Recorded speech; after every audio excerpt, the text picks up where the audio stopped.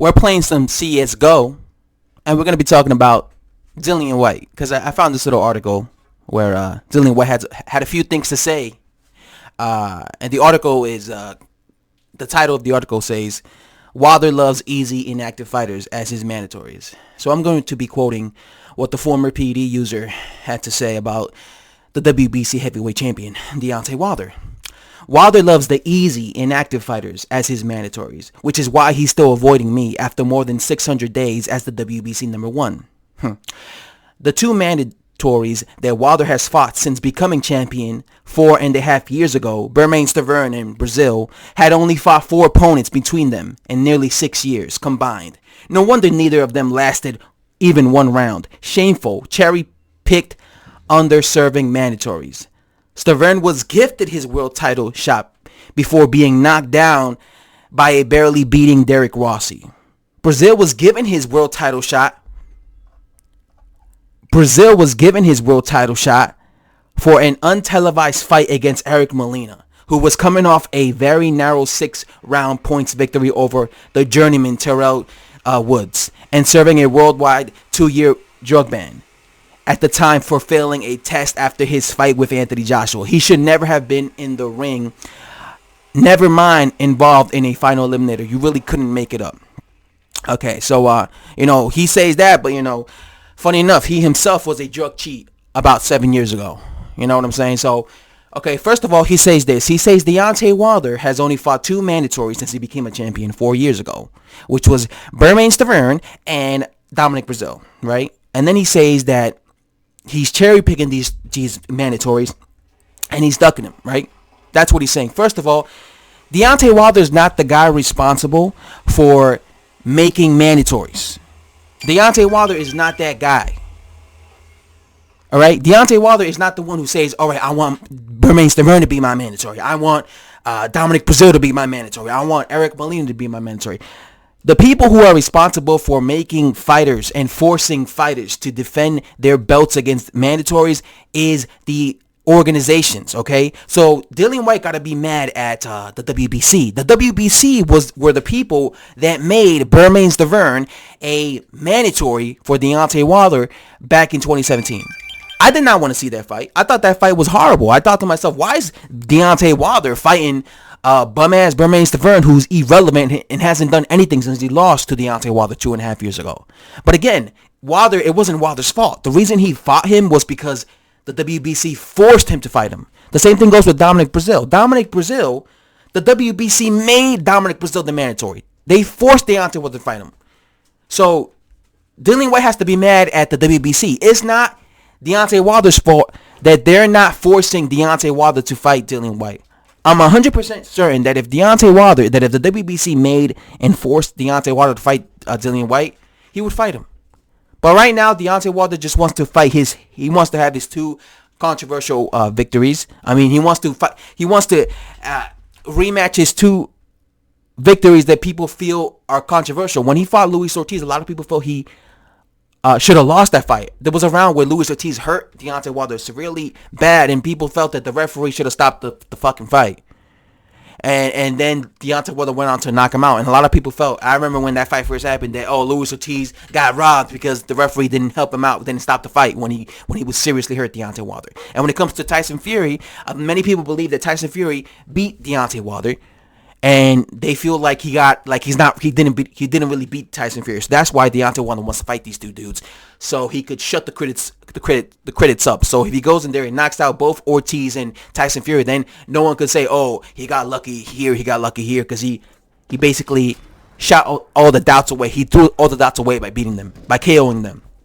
Okay, and then, so again, you can't really blame, Dillian Whyte can't really blame Deontay Wilder for the WBC making Dominic Breazeale and Bermane Stiverne as his mandatories. That's not Deontay Wilder's fault. It's the WBC's fault, bro.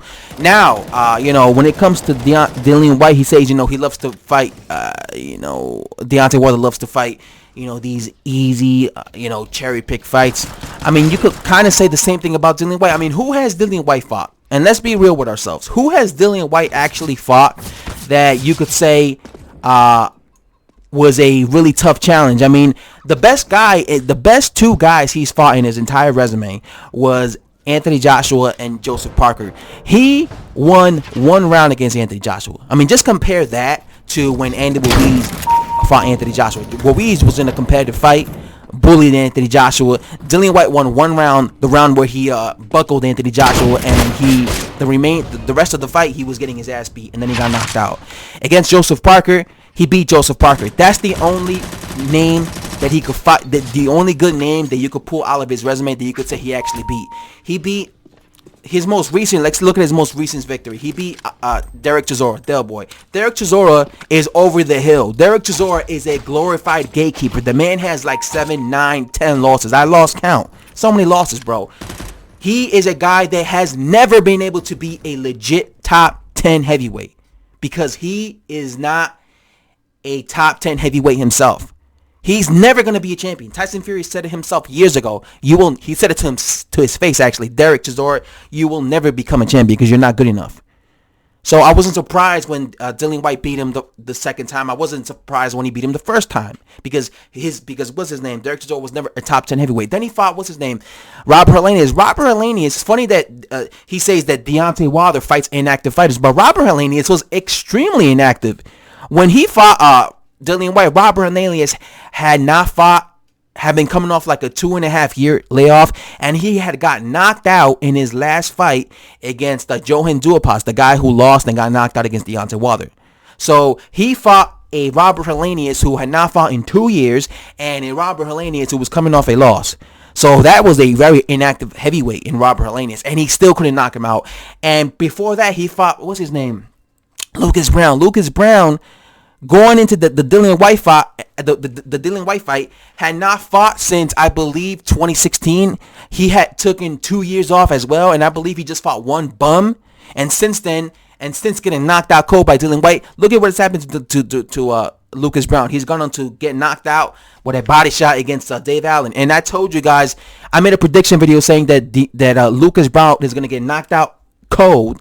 He's going to get knocked out cold because he's inactive and he's an old man. So I wasn't surprised in the slightest when Dillian Whyte knocked him out cold. So again, when you look at Dillian Whyte, it's not like he's been fighting these young, active fighters. Right now, he's fighting Oscar Varez, which is an unbeaten prospect, but that's what he is. He's a prospect. You can't come here and sit here and say that Oscar Varez is a top 10 heavyweight because he hasn't beaten anyone. He beat Brian Jennings, who's a top 25 heavyweight. I've always said that Brian Jennings is a top 25 heavyweight. So again, I don't know how good Oscar Varez is. You know, I'm not going to overrate Oscar Varez just because Dillian Whyte's fighting him. Even if Dillian Whyte went in there and knocked out Oscar Varez in the first round, how good is Oscar Varez? He's never fought anyone. What if he goes on to lose against all the other top dudes? We don't know how good he is. So I can't even rate Oscar Varez as an opponent. In his last fight, he looked, he fought, like I said, the gatekeeper, journeyman, Derek Chisora. Again, the best victory he's had was when he fought Joseph Parker. All right. And Joseph Parker is not in the level of somebody like Tyson Fury. Tyson Fury is far beyond, far superior than someone like, what's his name? Joseph Parker. So, yeah, that's why I think it's also crazy when some people say that Dillian Whyte has a better resume. Dillian Whyte lost to Anthony Joshua. He didn't beat him. I would be saying he has a better resume than Deontay Wilder if he would have beaten Anthony Joshua, but he lost to him. The best guy he's beaten was Joseph Parker. That's my opinion.